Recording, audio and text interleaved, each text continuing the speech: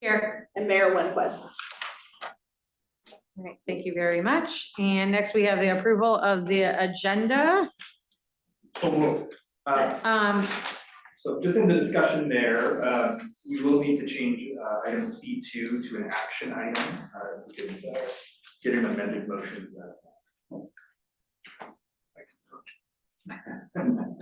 Does my second agree? Yes. All those in favor? Aye. Opposed? Motion carries. Thank you. Morrison? Oh, sorry. Friend? Yes. Yes. Clue, or, sorry. Rowe? Yes. Shay? Here. Chia? Yes. All right, thank you very much. C then is business. So first up is number 1, approval of the December 11, 2025 minute meetings. So we're gonna get a chance to look at those.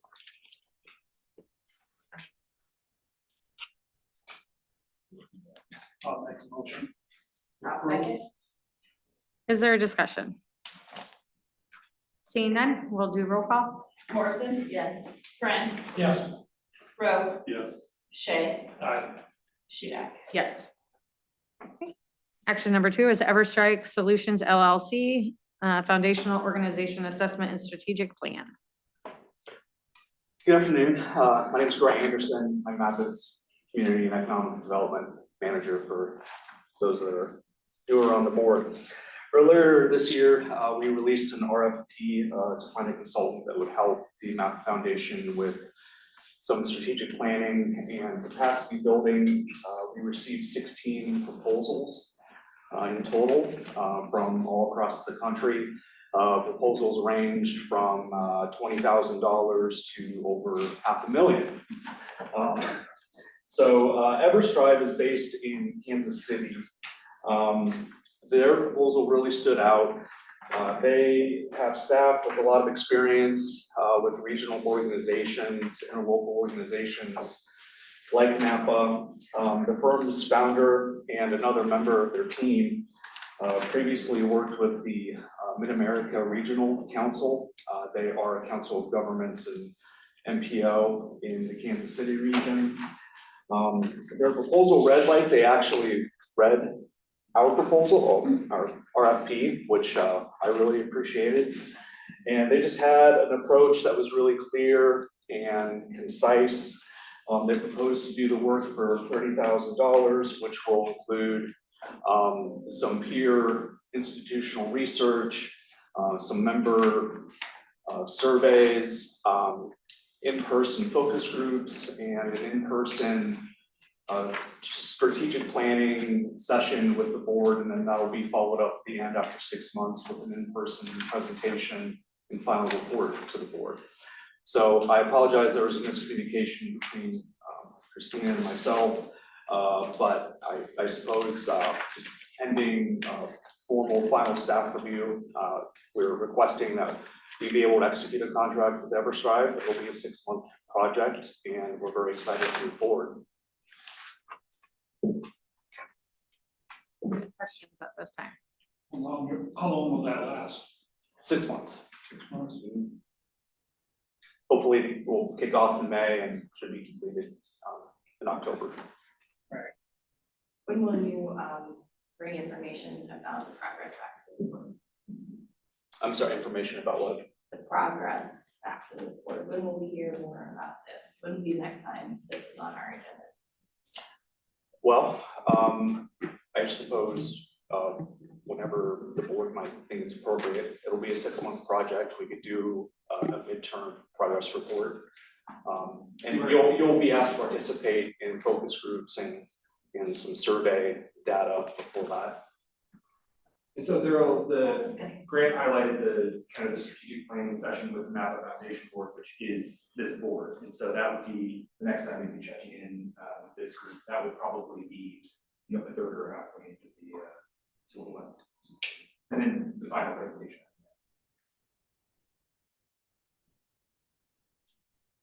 So I'll move to approve the.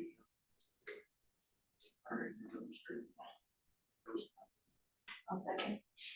Any further discussion? Seeing none, go ahead and take a roll. Morrison? Yes. Friend? Yes. Pike? Yes. Rowe? Yes. Shay? Aye. Shudek? Yes. Motion carries. And number 3, then we have Orchard Valley Incorporated Blair Rural Workforce Housing Fund, informational. Yeah, I'll cover that again. So I'll give just some brief background. We administer a workforce housing ROF, roughly under $1 million to help finance affordable housing construction, workforce housing in the city of Blair. In 2018, the MAPA Foundation was eligible to apply for a grant with the state of Nebraska, which established a large bulk of the fund. So the foundation is the custodian of the funds, but we partner with the city of Blair as they're the main beneficiary. Since the program started, 17 units have been constructed and 14 of those have sold. Those units have been built by 2 builders in some different phases. We executed a loan agreement with the current builder, Orchard Valley, owned by a gentleman by the name of Melvin Sedbeck. This was executed in 2001. That agreement was extended at the end of 2022 because Orchard Valley had an opportunity to build a single family home and a triplex on some infill lots in Blair. Those units have been built, but the triplex has idled on the market for, well, probably since the latter part of 2024, November 2024. And there have been some concerns that we've addressed along the way. Last year, we discovered that Orchard Valley was delinquent on 2024 taxes. Those have been paid, so they're current now, but that was something we discovered. The triplex units didn't initially pass city inspection, was another concern. And then around that time when we discovered the first 2 items, we realized that the units weren't even being actively listed. So we met with City of Blair officials in October of last year. They were optimistic that the properties would have a better chance of moving off the market if we could amend our program admin plan to allow Mr. Sedbeck to sell the triplex as a rental. Now, originally, this program was intended to incentivize owner-occupied housing, but we changed our program guidelines either last year or maybe in 2024 to just conform to the state guidelines. State of Nebraska rules allowed that rental properties could be built and sold under this program. So we did that. Orchard Valley's loan agreement again was extended, and Mr. Sedbeck was given until March 30th of this year to move the triplex off the market. So as it stands today, I can report that taxes are current on the property. Orchard Valley holds title to the property, and again, as I mentioned, they're still on the market. So I suppose this is more informational at this time. We would like the opportunity to discuss this further with the city of Blair. They're aware of the situation. We're also in communication with Gateway Development. They are the city's economic development organization, and they have a pretty good grasp on the real estate market in the community. But you know, we've had some setbacks, and I think that we just want to get on the same page with the city of Blair on expectations and how to use this program, how to evolve this program going forward. So I anticipate we will address this again next month with probably a request for some kind of formal action. Questions or comments? Why isn't this unit moving? I have no idea. I really don't. Maybe there's just not a market. You know, it's on a corner, but it's near Highway 75, and there's a lot of traffic. I really don't know what the market is in a community like Blair for 3 attached units. But it's been posted, it's been listed, it's been taken down, it's been listed again. So I mean, right now, there is an effort to get it off the market, but there might be some circumstances or things that we're not aware of that's making it more of a challenge. But again, like we would just like that opportunity to investigate that with the local officials. Does this jeopardize future grants? No, so the revolving loan fund as it stands now, it's a fund of roughly $960,000. So it's a combination of state of Nebraska workforce housing funds. We have gone through our grant management period. It's been monitored, so the grant is closed, and all the other sources of funding are established. So I don't really see anything right now. From an external point of view, that would give cause for concern. Again, like the money is pretty well established, and we're the custodians of it. But this is an opportunity we have to partner with a city that is pretty proactive and utilizes and leans on MAPA for a lot of different things. So I'd like to continue that relationship as it existed. But I think we just need to have a long conversation and probably do some due diligence so future iterations of this don't face these kinds of setbacks. So it's been a frustrating lack of communication, I would say. A lot of what I described, especially these concerns I addressed earlier, we just kind of found out on our own accord, not really proactively disclosed to us.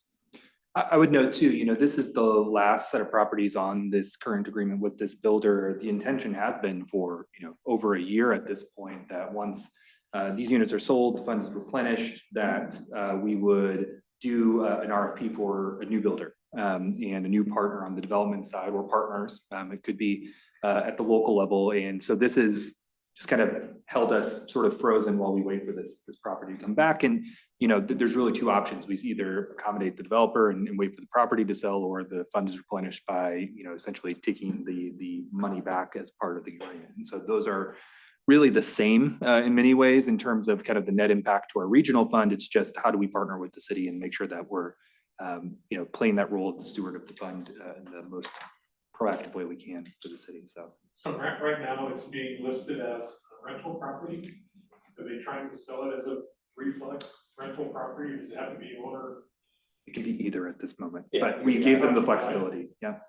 Can be both. So we gave them the flexibility. So Grant highlighted the original investment plan. At that time, the state only allowed the workforce housing funds to be used for owner occupied housing, and our investment plan matched that. Over the years, they allowed rental to be a part of it. We updated our investment plan to allow for that flexibility. So if there is a buyer of any of the individual units, or 3 individual buyers, they are, but I don't think they were being listed as individual units for the period of time. I think it was being listed as, you can buy this and it'll be a rental property. So, but they do have the flexibility to do either. So the lots are, so there's 3 separate lots. Attached. No, it's a it's- triplex. they're all Triplex. Yeah. Grant, what kind of money we got? The fund is roughly $960,000. And we make the disbursements on a progress basis. So like when the foundation is set, when the frame is established, so we make disbursements of the loan when we can verify that they've hit their performance targets. So the last payment then is pending, because I'm assuming the project is to sale. So I believe it's $240,000 that would be owed to MAPA if we call it. Okay. So yeah, 240 out of the 960,000 total. Any other discussion? Thank you. Thank you very much. Any other discussion as far as the MAPA Foundation Board? Seeing none, I will take a motion to adjourn this foundation board.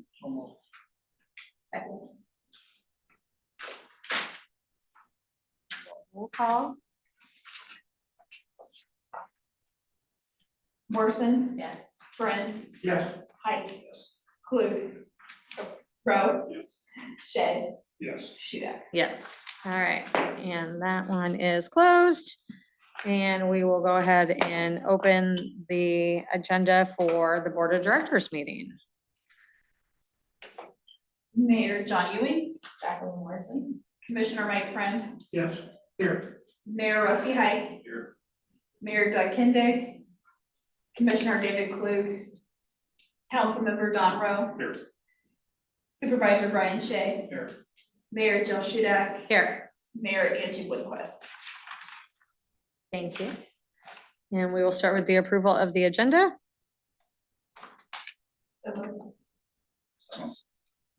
Any discussion? Friend. Yes. Ike. Yes. Rowe. Yes. Shay. Yes. Shudak. Yes, thank you. And board meeting, board minutes of March 26, 2026. Everybody had an opportunity to review those. Any questions, concerns? If, I'll make a motion. thank you. I'll second. Any discussion? Okay, please take the roll. Morrison. Yes. Friend. Yes. Ike. Yes. Rowe. Yes. Shay. Yes. Shudak. Yes. All right, thank you. Item D then is agency reporting and presentations. This is information, so we will start with the executive director's report. Excellent. A few highlights here from the news. So we had the launch of the free rides program for Heartland Bike Share earlier this week. And that's a program that, you know, if you've hung around MAPA for a long time, we've been big supporters of in I would say big ways and small. Among the big ways is, you know, we helped secure nearly $1 million in CMAQ funds to double the size of the bike share system back in 2019. Really kind of filling in the two islands of the bike share system in downtown and around the UNO campus, and kind of filling in the neighborhoods along there. But this program is going to be available to residents of the 6 communities that have Heartland Bike Share stations in them. So that's Omaha, Council Bluffs, Bellevue, Ralston, La Vista, and Papillion. And so really, I think just a tremendous benefit to residents around the region, and really on the back of all the communities that have partnered with Heartland Bike Share for those maintenance agreements. So I think a huge opportunity there. Moving, kind of keeping on that bike theme here, just the Potawatomi Conservation was highlighted in the Western Iowa Today about updates on the Railroad Avenue Trail. MAPA had supported one application for what was called the Rural Tribal Technical Assistance Program Fund. They were not awarded those funds. It was a $1.9 million ask, and you know, they highlighted that it was a first come, first serve, but we were 3 minutes after the application opened up, so I don't think it was quite that. But we've seen, I would say, a cooling on the bike trails just in general in terms of federal investment, especially on the transportation side of things. And so we're going to continue working and partnering with the county conservation and the trail group on those efforts and pursue it. And we've made some regional awards kind of through both the urban and the rural transportation funding. So we're going to keep pressing away on all of that. And then finally, the Gretna City Council approved some of the road improvements to connect to the I-80 interchange. And this is just again on that 192nd and Capehart intersection, or interchange rather, new interchange being led by NDOT, and really MAPA helping facilitate in a number of different ways some of the coordination around the federal funding, but then also all of the planning that MAPA has helped lead, from the planning and environmental linkages study for that interchange, all the way through the Western Sarpy County Transportation Enhancement Program to get all the communities on the same page about that roadway network, has really laid the groundwork for all of this to happen. So it's really, I think, a great progress and continued progress on that project. One thing that MAPA and some local partners are going to be working on is a bid for the 2028 Trail Nation Conference. So, you know, we talk a lot about trails here, but this is the Rails to Trails Conservancy. We talked to the Convention and Visitors Bureau last week about bringing this conference to Omaha. It's quite large. It's over 500 people. And, you know, it's really, I think, well suited for, you know, the Hilton, Capital District, Marriott, those kind of really urban hotels, and right on that kind of regional trail network with the Baby Bob now and the Bob Carey pedestrian bridge, and really a lot to celebrate. And so we were invited to partner with Rails to Trails what is it, Coalition, RTC? Yeah, Coalition. And they invited us to bid, and, you know, if you were here for our annual dinner 2 years ago, we actually had Kevin Bell from the Great American Rail Trail Project, which is that corridor that goes right through downtown Omaha, here to facilitate a workshop in Potawatomi County, and then also really be our keynote speaker for the annual dinner. So we're optimistic about that, and we just think it would be a great opportunity to leverage all the work that we'll be asking all of you to share with your active mobility plans and trail work. Opportunity zones. So we're coming up on kind of the deadline here on the Nebraska side, and we just got some guidance on the Iowa side about kind of what they're looking for. But just the context again for all of you. The tax bill last year made opportunity zones permanent and has asked the governor of every state to provide their nominations by June 30th to the IRS for designation. And so in Nebraska, there's 112 eligible tracks that meet the criteria under the new tax bill, 175 that are eligible in Iowa, and the governors can designate up to 25% of that in total. So the numbers in blue there are kind of in total what can be designated for each state. And so zooming in here on the metro area, MAPA helped coordinate a number of partners here at the local level, from Omaha to Bellevue, Ralston, some of the other economic development partners, and just try to get on the same page about how do we put our best foot forward. NDED on the Nebraska side has indicated that they want to balance these by congressional districts. So between the 3 congressional districts in Nebraska, which adds a little bit of a wrinkle since we have Bellevue on the other side of a congressional district 1 and 2 line. But I think for our perspective, just having that kind of regional voice and really just those partners at the local level, showing that we put the thought into prioritizing, building those shared narratives is really opportunistic and powerful. And then here next week on Tuesday, Jacqueline and I actually will be working with ULI Nebraska and McGrath North, talking about opportunity zones, just the coordination that's happened in the process across the region. And then a save the date for June 10th. So we'll be at Papillion Landing for our June Council of Officials. You're going to hear a little bit about the Safe Streets for All work that we're working on right now. That'll be an application that'll go in here at the end of May, but really just an update on that first year of progress on implementing our comprehensive safety action plan, all of the work that we've been doing around traffic safety. There's a lot to share. And I think it'll be a really cool opportunity just to hear from some of the MAPA staff that are helping lead that, but then also other local officials stepping up to lead that work across the region. So come join us. It'll be 11:30 to 12:31 and down there at Papillion Landing, which is a great venue that we're always happy to patronize. And then I'd be remiss, we actually have 2 new MAPA staff joining us. So we have Matt Bollender, and we have Adia West, and I'll start with Adia. Adia is actually, part of the MAPA intern pipeline that we've been able to develop. So Adia left us for a short period of time after being a GIS intern and has returned to take one of our planner positions on the transportation side. And Matt has joined us on the transportation side as well, helping us grow these. You'll see in the budget here, there's a lot of projects that we're working on here in the upcoming year. And so Adia, I'll let you start if you want to introduce yourself to the board, and then Matt, you can follow. Yeah, my name is Adia West. I just graduated in May from Creighton University with a degree in political science and research design analysis. And yeah, as I was a GIS and data intern. I think I started about this time last year. I was here for 6 months, then worked with the North 24th BID for last semester of college, and then came here. Welcome. So my name is Matt Bolander, and I came over from Lincoln Parks and Recreation, where I was a GIS technician for about 3.5 years, part-time for 1.5 years, and then full-time for 1.5 years. And I got my master's in city planning at University of Nebraska-Lincoln, graduated in May 2024, and before that I did utility mapping for a company called SAM. And I'm originally from Missouri. I'm from St. Joseph, Missouri, and so ended up in Nebraska for planning. So happy to join the team. Yeah. Welcome, both of you. All right, and then we'll have Jim just provide an update on some of the transportation and data things going on. All right, good afternoon, Jim Borner, Transportation Plan. All right, so in April of last year, the board approved our comprehensive safety action plan. I'm coming to you with a quick update on where we are and really kind of a preview to a later agenda item, which is where we're going to go from here.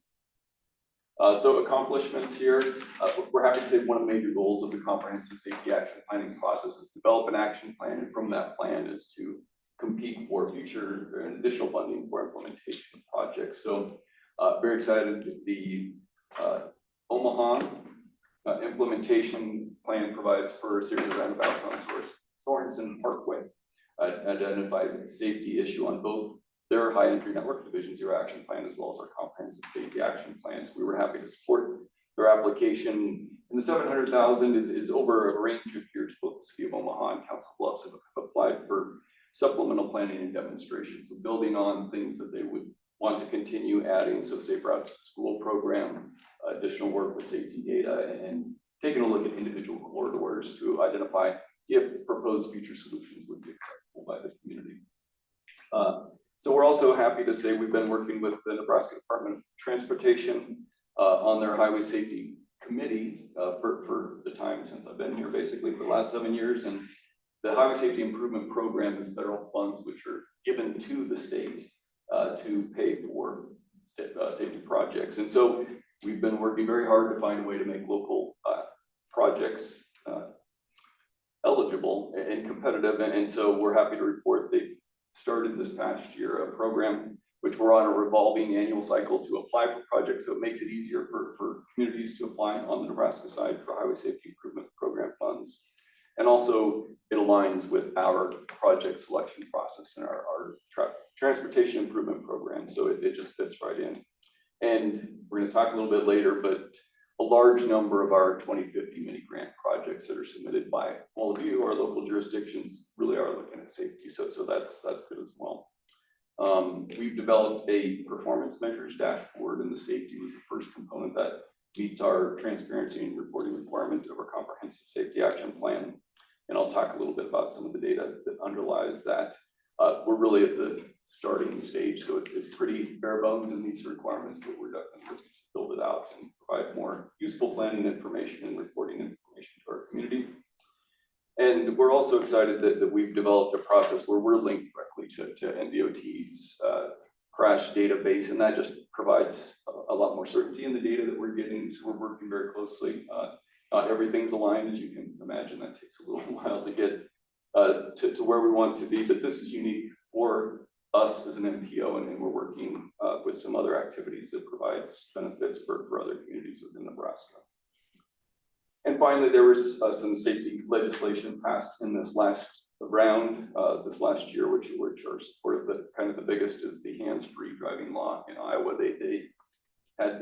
Iowa had the lowest number of traffic fatalities in the history that they've been collecting data, and that happened last year. And they point a lot of that success to not just the hands-free law, but how it was rolled out and implemented in the state. So very successful there.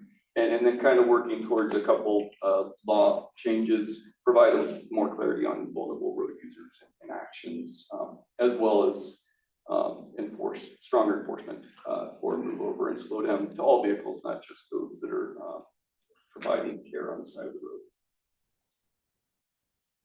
road. So I promised some numbers, and here we go. We came into this knowing that we had a problem with fatal and serious injuries, and we talked about that when we came into the action plan. And unfortunately, what we're reporting to you now is that trend continues upwards for our fatalities. Mayor Kindig had asked when I reported in February to get some more details, and we'll go through some of that. But in this analysis process, we've identified not only do we not have enough of the right data, but there's additional information that we need to really better describe and to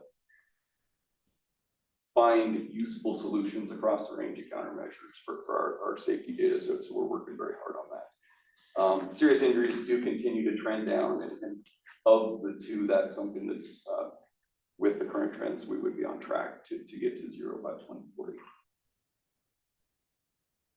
Okay, so this is vulnerable road users. These are a number of fatalities and serious injuries. And again, unfortunately, we're seeing that trend, and the trend is steeper with fatalities. What you don't see on this slide is 2025, and Nebraska had the largest number of non-motorist fatalities, and really kind of we're in a percentage that would potentially have them focus additional funds, basically 15% of their funds towards non-motorist projects. Another look here, and this is where we're first attempt to pull out and talk about the difference between non-motorists and drivers generally. Each of these functional classifications are how we identify roadways.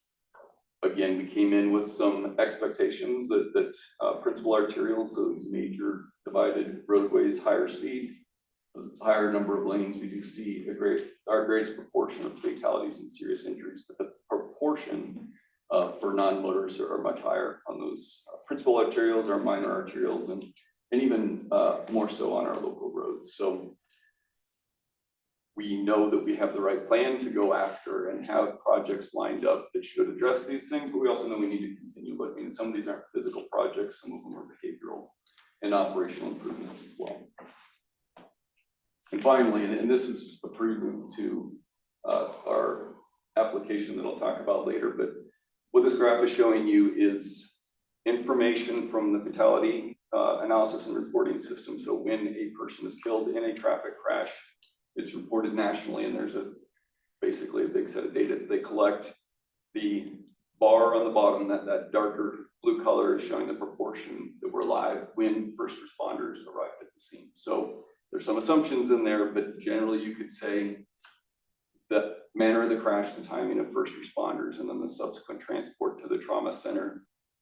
We can lump a whole bunch of things that really happened into these numbers. So this is not enough information to make a decision. This is not enough information to really kind of take action, but other than to say we have a problem. So nationally, that number for folks that were in a car crash and died somewhere other than the scene was 43%. And in our region, it's 63%. So we have to account for that 20%. And unfortunately, we also have to account and understand that upward trend. Jim, do they measure response time on that? They do. Is there a correlation? So Slower response time? I've not done that, and I think it's an incomplete data set to begin with. And also, I would say, I don't think we have the technical skills to make a decision based upon the data that's just in that FARS data set itself. I'll get to it in the next one, but there are other national data sets that look at instances and background on the EMS response itself, and then there's a tie into the trauma center. So I think to answer the question and fully understand individual crashes, it really takes a much deeper dive, and I would be remiss to try to make a case for anything here. You want to talk about just our effort in the CSAP process around that? Because I mean, this was an area that we dug into a little bit. Yep, so our request for qualifications to our consultants were for two different groups. We said we wanted the group to do our safety action plan and to lead that, and then we said very specifically we wanted the consultant to come on board to do nothing but data, because we realized how critical it was, and we realized we didn't understand even where we needed to be. So we didn't list it, but we were recommended early on in the study to request data that's it's called NEMSIS, the National Emergency Medical Surveillance. So that's a lot of work. That's data that isn't, although it's nationally provided, it's the provision comes through the state departments of Health and Human Services. That was a difficult process to go through. We made a request to Nebraska Department of Health and Human Services, and that request was denied. So unfortunately, we didn't have the opportunity with the consultants on board that could have helped us with that data, take a look at it. We're going to ask again. So the grant application that I'm spilling the beans on that we're going to talk about later looks at that very much, and it recognizes the importance. And I think through the Safe Streets, well, I'm going to get ahead, but this is a priority area for this year's application, and I think we'll focus on that. But our data investigation showcased a lot of holes basically in quantity and quality of data across the board that would help us understand our safety. And so, you know, for example, the discussion on the NDOT, the timeliness of the data, and then just that work to better understand the data has been an important part of where we've come to today, but we have a lot more work.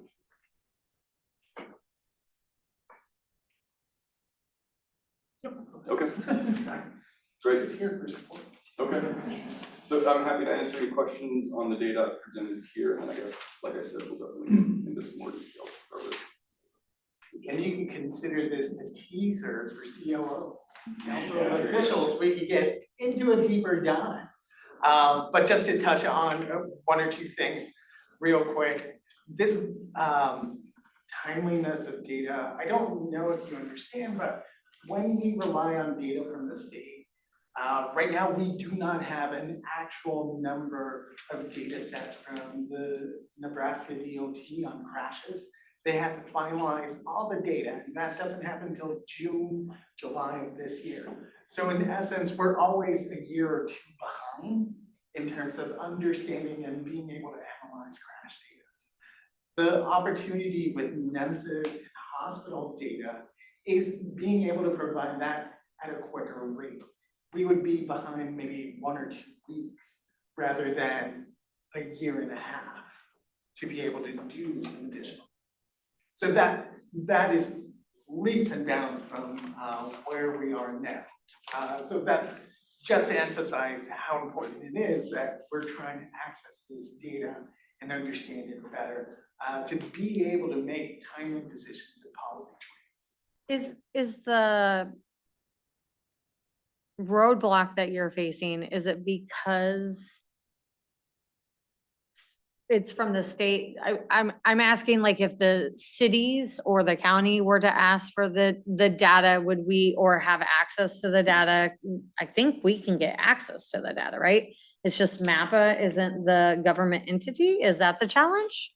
Well, we were a qualified government entity. I think the challenge there was on not just the access, but the disclosure. Okay. And in parts of like how it was proposed to be used. I mean, we've seen, particularly on the health side of things, just since the pandemic, a lot more reticence about sharing those data sets, particularly on the Nebraska side of things. And so even our health department partners on the Nebraska side have expressed frustration about accessing some of that data, being able to relay some of that data. So it's not just us, but we certainly, we ticked the boxes that would have made us able to receive it, but it was denied. But I think, again, as Jim has noted, like the application that we're talking about, it being such a priority, almost being a requirement of this funding, it opens up a door from the federal partners on the other side of that equation to kind of, come together on trying to find the right solution for it.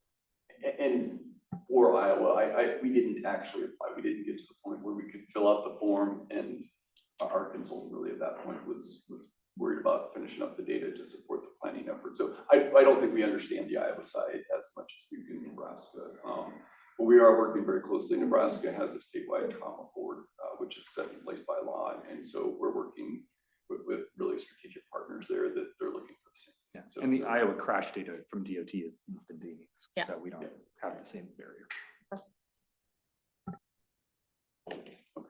Any other questions? Is Nebraska working on a hands-free law? It is oft proposed, but it is not, it is currently law for secondary enforcement, not for primary enforcement. And so, if you're speeding and the officer sees you using your mobile device, it is technically against the law. But there has not been a lot of support, I would say, in the legislature for the hands-free approach. I would just point to Nebraska has one of the lowest rates of seatbelt use in the country. And primary enforcement for seatbelts was a challenge, an uphill battle. But if you looked at the very detailed data profile that the team has put together, seatbelt related fatalities are, very, very high. And so, we're out here on the frontier, Supervisor. We're freedom. You A almost lot have, of freedom on this side of the river. That's right. you almost have to rely on the technology to drive it. My car, I can't put my car into gear unless all the seatbelts are, if there's weight on a seat, that the seatbelts, it won't let me put the car into gear.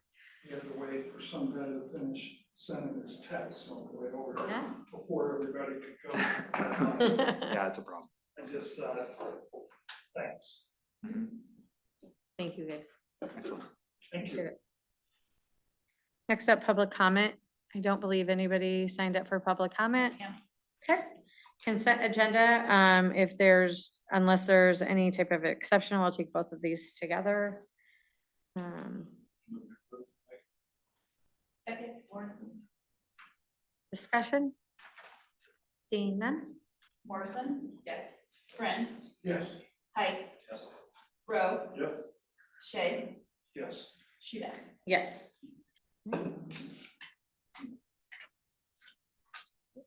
On to old business.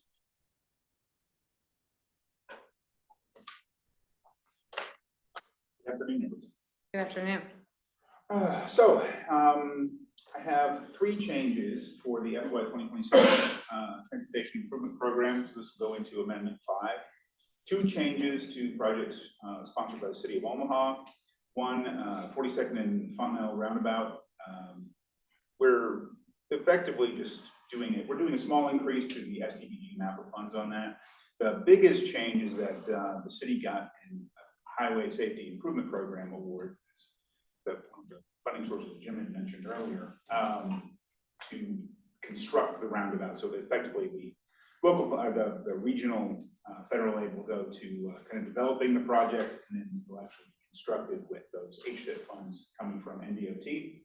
And then the other City of Omaha project, their signal infrastructure phase H1, they actually received $420,000 in congestion mitigation and air quality funding, also through NDOT for doing some of the preliminary phases of that project. And ultimately that will be implemented with carbon reduction program funds from the region. Then the City of La Vista, we're doing a bit of a shift in funding from their construction year into the preliminary phases, so that the entire cost of the project is going up. We'll actually be back to this board with another recommendation on funding for the construction year of that project with the draft FY 2027 Transportation Improvement Program. But for now, they do need to have some additional funding in the current year in order to keep the project moving. So we're shifting some of that funding from 2027 into 2027 and 2028 into 2027.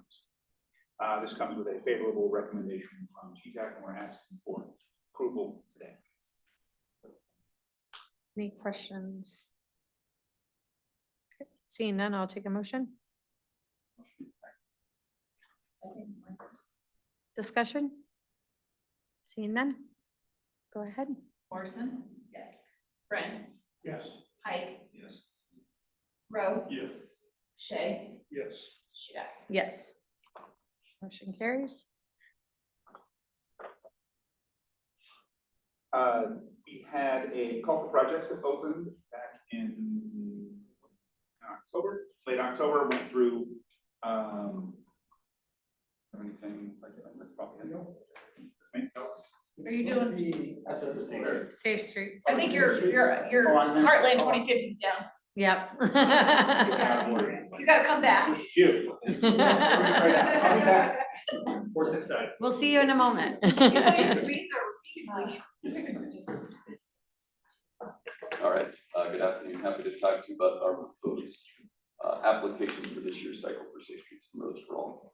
We received the NOFO just after we talked to you in the last board meeting. So we came and we said, we think that post-crash care was going to be a priority, and we put some things together, and we've fortunately been proven right. So we're going to apply for a supplemental planning and demonstration grant, and supplemental planning enhances our current plan. It will result in addition to probably an appendix to our plan that talks about and recommends additional activities for post-crash care, making organizations eligible for Safe Streets funds to pay for those projects and policy actions.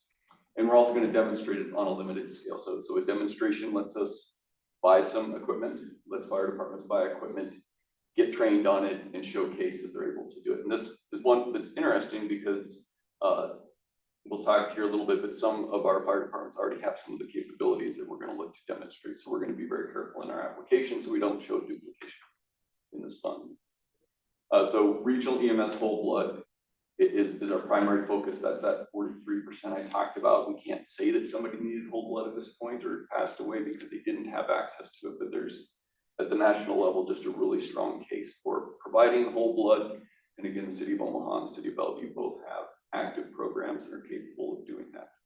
There's things we need to learn about that. So there's everything from limitations of supply of blood, there's challenges in making sure you transport and save that blood in the right format so you don't lose it, waste it. And there's probably going to be some limitation just logistically at some point that we're going to find. And that it's those things that we want to identify So we can come back and say, here's how we're gonna do this at a regional scale. So Bennington Fire and Rescue, Waterloo Fire and Rescue, the City of Gretna Fire Department, and the City Council Bluffs Fire Department are all gonna be co-applicants with this for whole blood.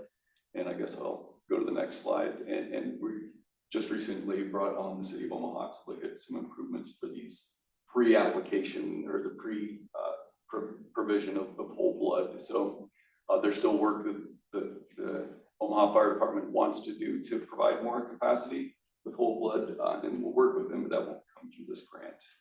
So again, this has to be temporary in nature. We can't provide enough so that a fire department will be fully sufficient and capable of doing this, but I think we're going to learn a lot, and that's going to be a valuable activity as it is.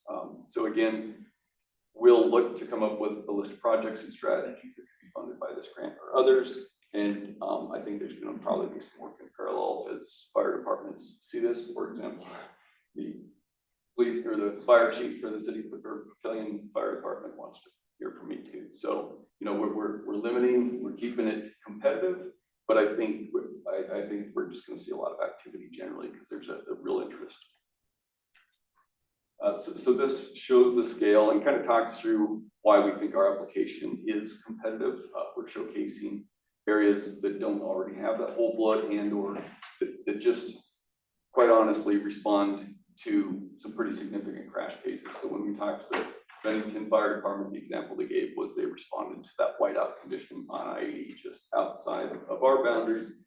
And by the time all said and done, I think it was upwards of 12 or 13 volunteer fire departments all coming in. They said they were basically driving into the crash scene in the blind. And they highlighted the case that if they needed to provide this kind of care, they wouldn't have had it because we right now generally fly in blood using the Flight for Life helicopter, and they wouldn't have been able to land. So just some really compelling arguments for providing this. It's not a whole bunch of money either that we're asking for. So I think that will be another case. But along with that, before you can give whole blood, you have to stabilize the scene. So they're going to look for some vehicle stabilization equipment and training, and also some victim extrication, which it allows access to and removal if needed from the car.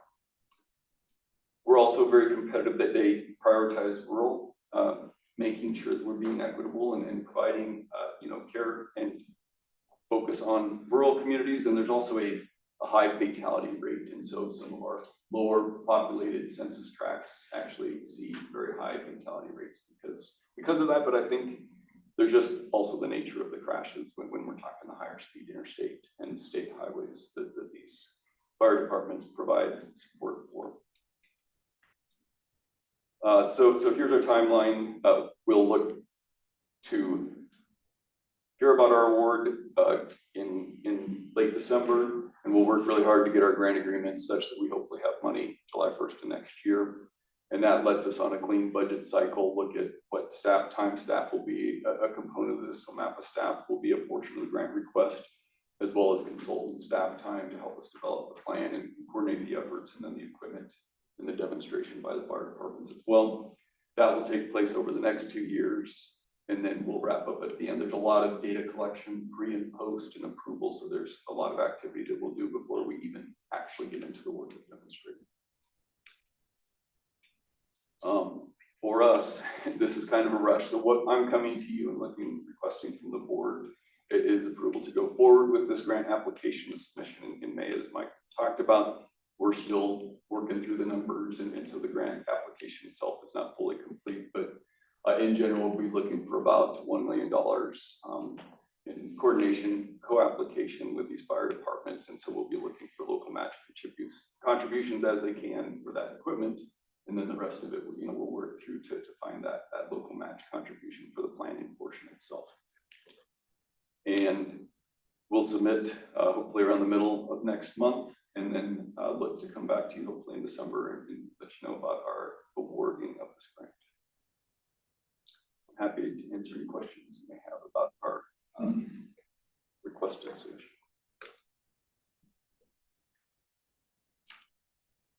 I think everything we can do, especially when we have so many rules and it takes too long to your question earlier. I don't think it's necessarily the response time getting to the crash.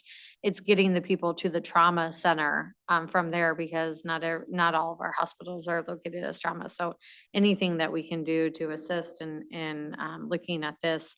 I actually met a lady last month who has designed a device that she's going through FDA approval right now that you can just hook it on and it will scan the vitals and start sending out to everybody to say, this person has an X% of surviving, triage here, and moving forward there. So everything that we can do with the technology and what we have available is going to be imperative to save the amount of lives that we can.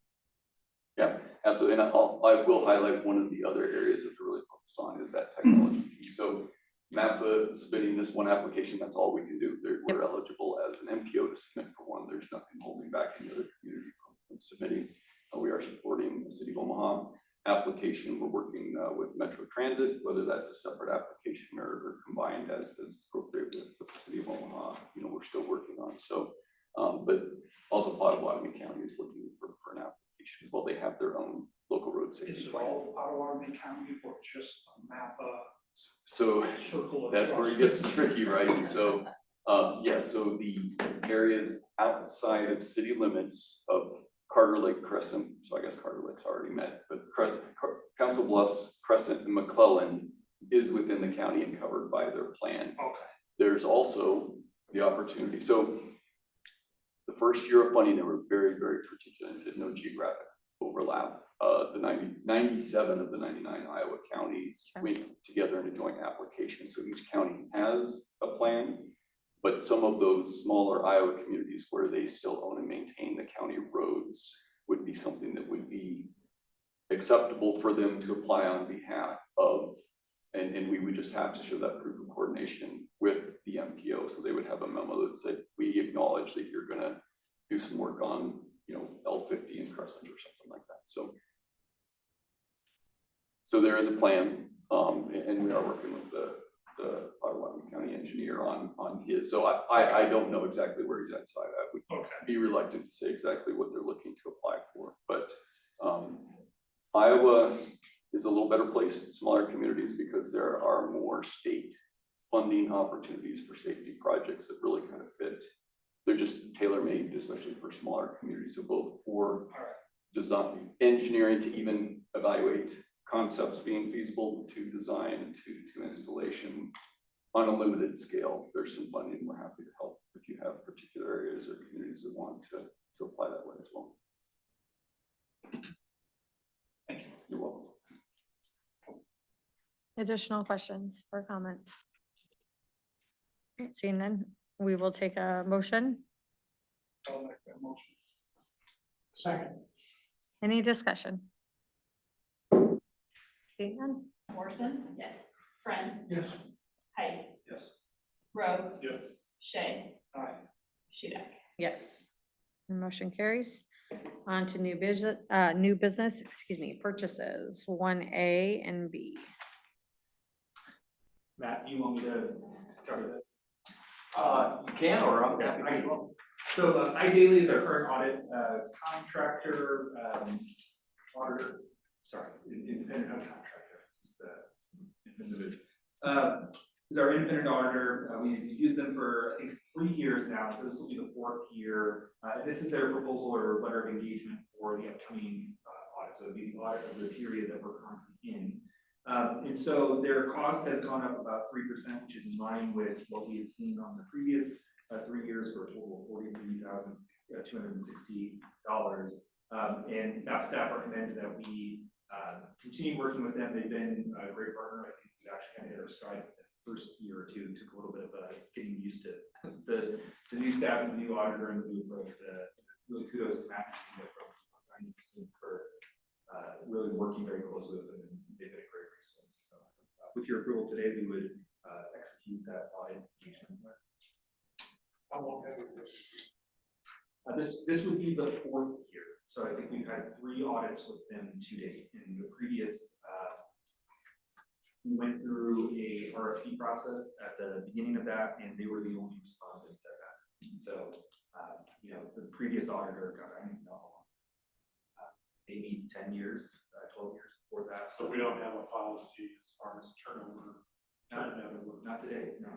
But yeah, that is within the board's purview. There is an interest in us going out.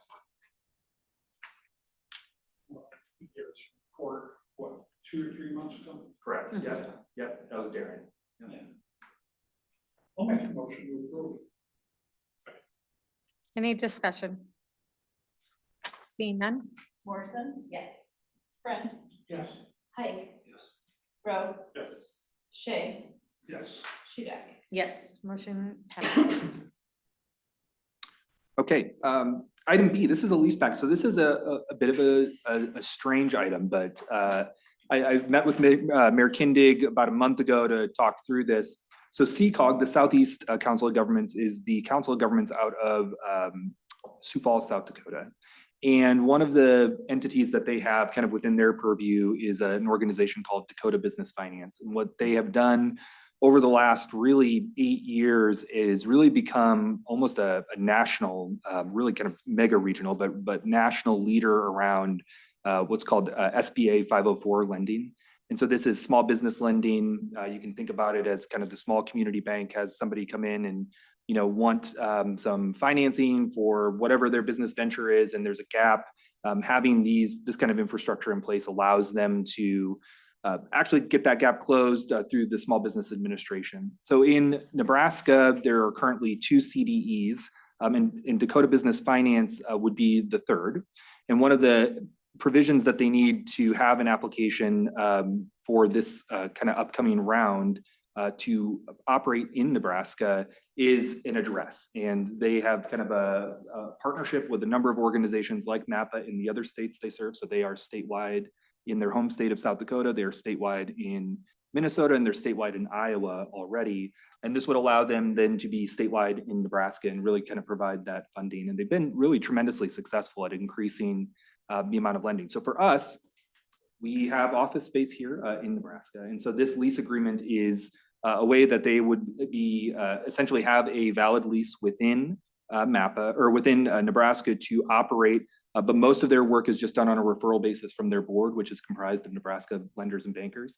It doesn't commit MAPA to anything other than office space if they want and need to use it. I can tell you from the partner in Iowa that is their host, they have not used it to date because almost everything is done just virtually or by the phone. But it does allow them then to extend this to Nebraska.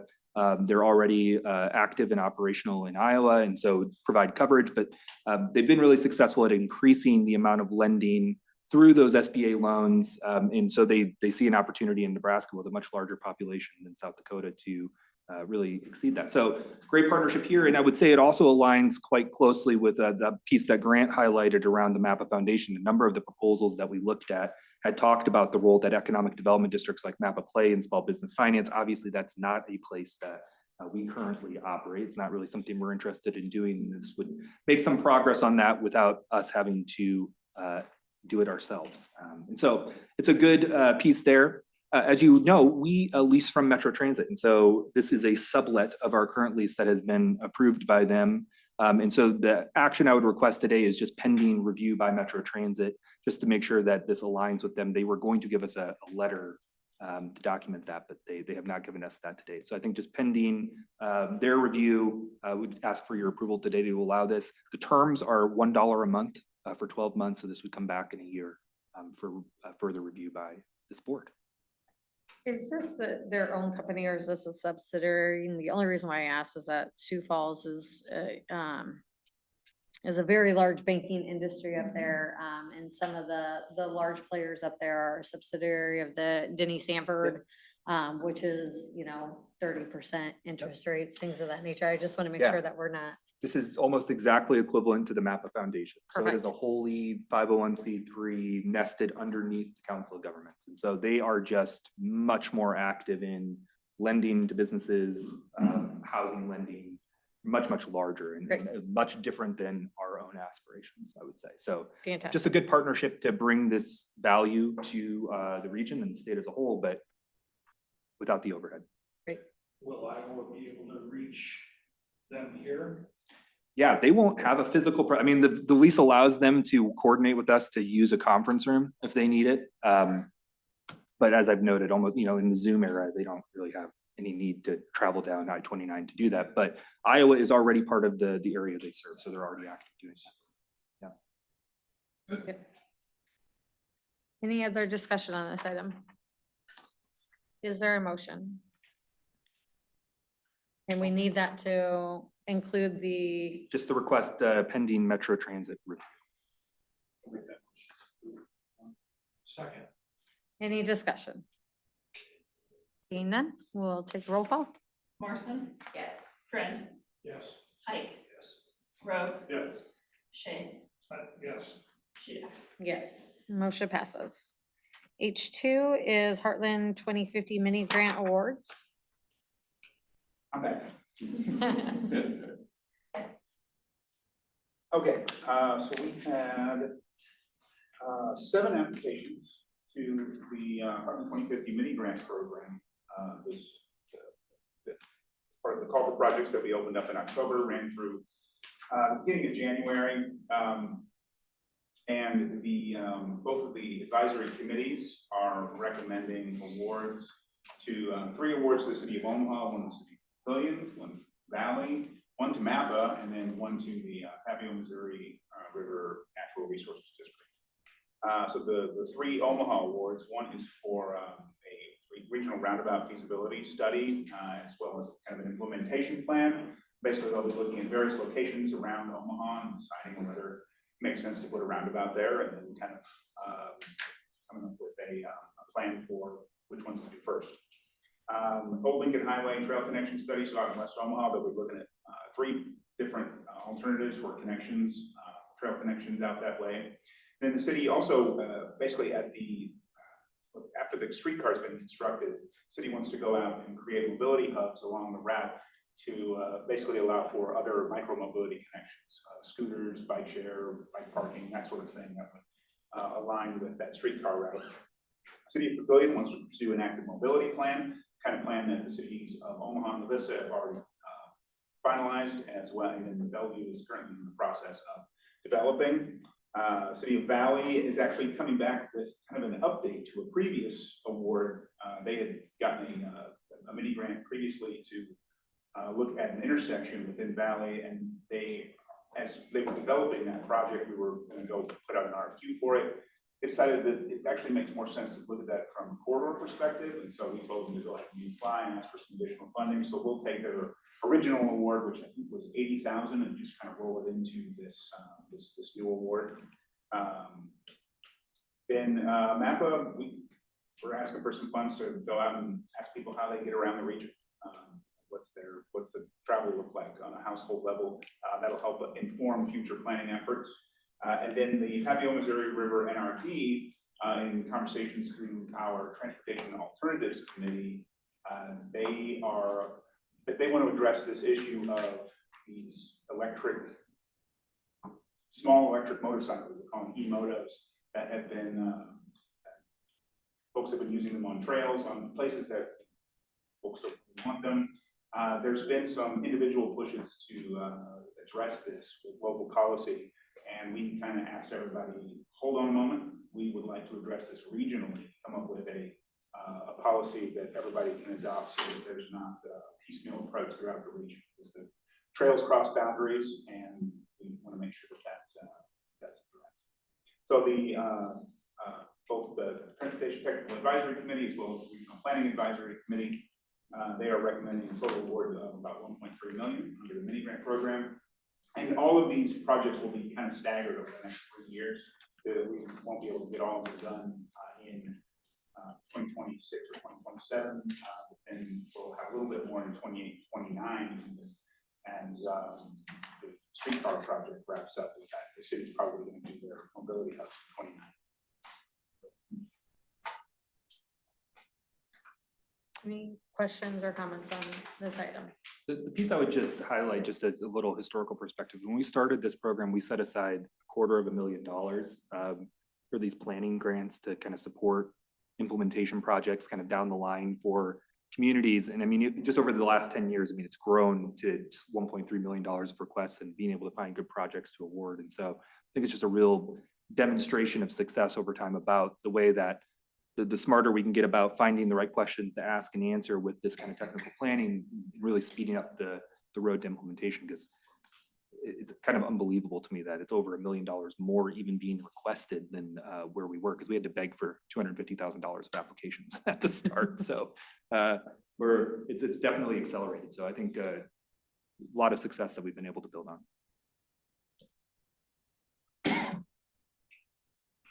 Any other discussion?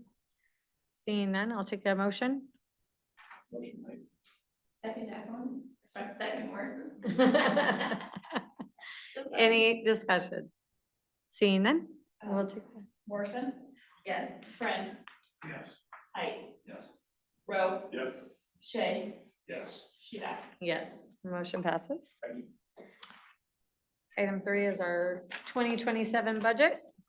Yes, so we are in April, and we are kind of ticking through our budget schedule for 2027. So back in March, as you may recall, we had our, excuse me, draft work program for our transportation funding, as that was due to our DOT partners.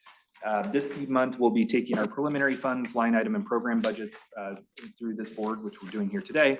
And then next month, we'll kind of bring those threads back together in May for the final recommendation of our budget and our work programs, which are due to our DOT partners on June 1. So we start very wide in this cone of uncertainty, and as we get to May, we start to refine and get a little bit more certain on what is going to be done this year, what's going to be carried forward to next year, and really kind of what that line is in terms of where we're going to end up. In your packet in front of you, there's 3 documents. You have the program budget, which is really a high-level roll-up of our activities in the way that you would see it on our audited financial statements. It's really just kind of a summary of that. We have our funds budget, which touches on all of the various funding sources, sources and uses of funds across our agency. But where I'm going to spend most of my time is where those 2 things really come together in terms of our line item budget. So the deck here that I'll go through really is focused on the line item budget, because that's really where I think you have the best visibility just in terms of how the 2 things come together. This is based on and constrained by the county dues request that this board approved back in January. As a reminder, we held that flat from previous years. And then our final budget is really for this period that starts July 1 and goes through June 30th of next year. So across all of these documents, you'll see that we have $9.8 million of revenue. A large portion of that, the dominating portion of that, as you can imagine, it comes from state and federal revenue. Almost all of that is federal revenue. We have about $120,000, $115,000 that we get in state revenue in total from both states. So really that's the 0.1. And then our $7.1 million, the remaining parts of that are federal transportation dollars, EPA brownfields dollars that we're anticipating, and then other various administration activities that we do on behalf of our members. And then in-kind revenues, we'll talk a little bit more about those when we get to the line item budget, match contributions and other contributions from local governments, service charges, and then those fund adjustments and transfers that help us kind of balance things across those restricted funds and other transfers. On the expenses side, as you can imagine, it's balanced at $9.8 million. We talk about on the work program kind of that above the line and below the line, but that $3.4 million is labor expenses for the entirety of the agency. Those non-labor expenses include some of those purchases, contracts, software, other anticipated activities that we're looking at, programming activities. And then the large portion of our expenses is that procurement of services, subawards to members and other things. And then that $55 million is, again, kind of a mirror of some of that fund adjustment and transfers. So just to walk you through this, for those of you who are a little newer to the board, that gray column on the right is our audited financial statement. So that is what was approved or accepted by this board back in February. So you can kind of get a sense of a baseline, really kind of 2 fiscal years in the past at this point. The yellow columns represent our current year budget. So the original is what this board approved back in May of last year. The gold is what we are anticipating as a final budget revision next month. And so part of this cone of uncertainty that we're working towards is making one budget revision just to kind of get us on track for what we're going to execute through June 30th, but recognizing the changes that have occurred throughout the year. And then the blue budget is really the action for today. It's the representation of what we're proposing for July 1 through June 30th of next year. So through each of these documents, that's kind of visually what you're looking at. I'm going to be really mostly talking about the blue columns here, just in terms of looking ahead to that budget for next year. So looking at the labor costs, MAPA in the FY27 budget, this includes 28 FTEs that are salaried position and 2 temporary, which are intern positions.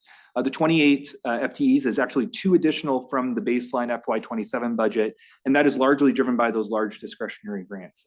Among them, TRIPS, the $2 million multi-year award that we have around much of what Court talked about in terms of the project prioritization, anticipated Safe Streets funding, and then also funding for the Reconnecting Communities project in partnership with the City of Omaha and other local partners. And so these multi-year discretionary grants on the transportation side are really increasing that staff effort. And it also includes the position of the Deputy Director, which we've talked about last month and in past years that we're actually going to be looking to hire here over the next several months. At that, you can see that the $3.4 million that I referenced before is at the base of that blue column there for FY27. On the non-labor side, this is, I would say, in terms of the cone of uncertainty, this is pretty wide right now. We anticipate as we get a sense of where that execution is going to end up on the gold column, there's a little bit of duplication between these to date as we kind of try to figure out where this will end up. But larger things that we're looking to do next year include marketing tools. This is largely around some of the software tools that we have.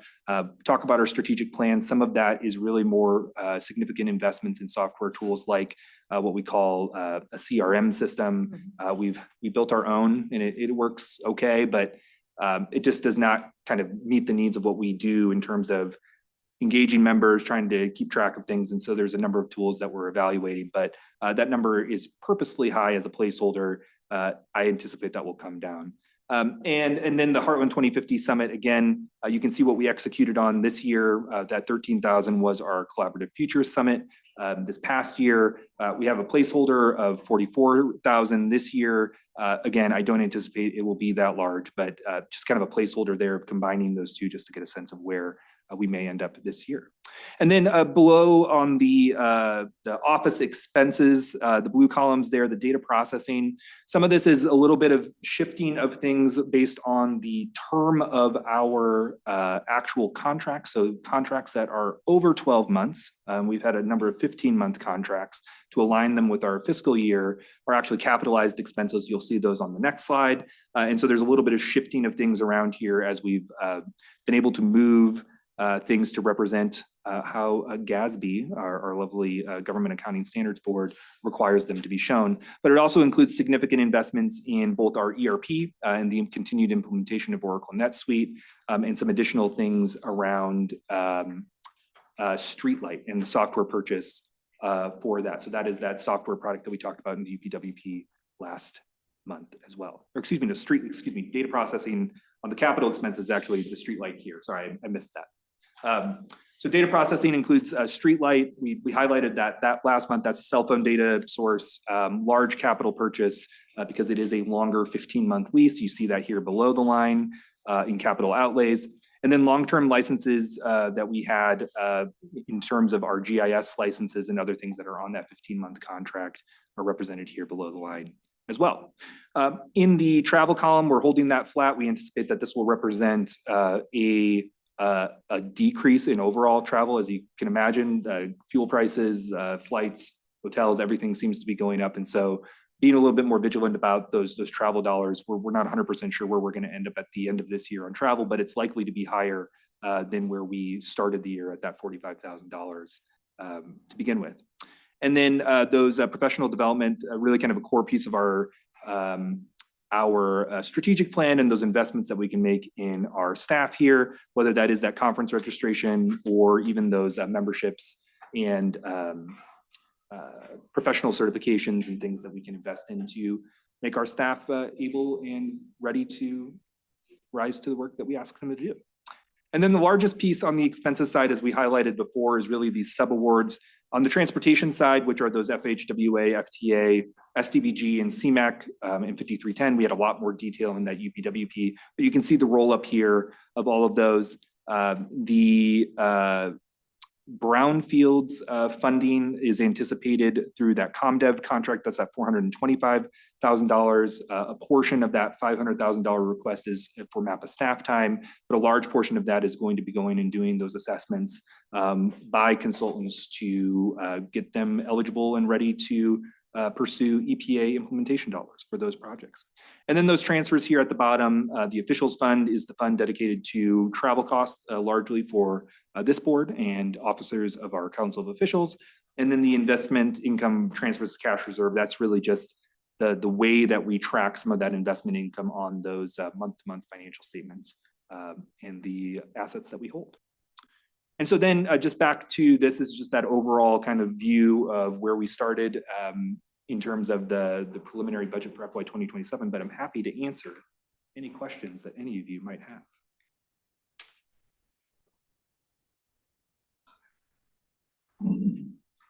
Questions for Mike? Mike, you mind if I just make a disclaimer so they keep it in perspective? So we say preliminary because it's very preliminary. Not anything on that document has been vetted fully. By the time we get to the May final, it'll have gone through all my accounting staff and me and Mike one more time. And we also want to give as much time as we can for our manager staff to say, oh yeah, we forgot this, we want to get that in there, this is important. Give Mike more time to prioritize, you know, what we want to spend money on next year versus maybe we need to wait. So there will be, it'll change quite a bit. I do want to call out though that pretty confident in the salary numbers. So on the labor portion of the expense side, we track that pretty closely because it's, you know, it's a large portion of the budget and it's something that we have a lot of data on.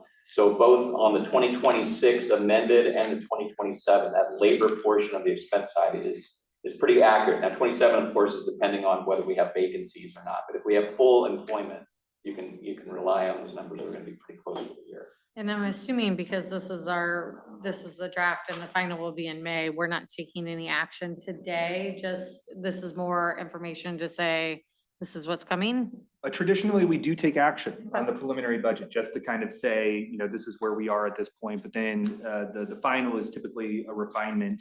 And to Matt's point, a big portion of that is kind of reducing the duplication on what's going to happen in FY 26 versus 27. And then that UPWP, when we present the draft, it's kind of everything that we could conceivably do in FY 27. By the time we get to May, that's scoped down. And so you'll see smaller numbers likely on some of those subawards and other things, just as we kind of actually try to stage them and line them up and realize we're not going to be able to get through all of those things. So we do traditionally take action on the preliminary budget. All right. Just to start the conversation. No worries. That was a long political answer. No, I appreciate it because I've been working on our amended budget. And so we're not taking action until it's completed, but yeah, appreciate it. Thank you. Any other conversations or discussions?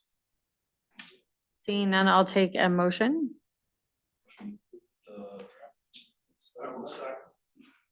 Any discussion? Seeing none? Morrison? Yes. Friend? Yes. Height? Yes. Rowe? Yes. Shay? Yes. Sheeta? Yes. And that carries. We have no discussion. Any additional business? Seeing none, I will take a motion to adjourn. we're great. That's it. Told you, Jacqueline. 50 minutes.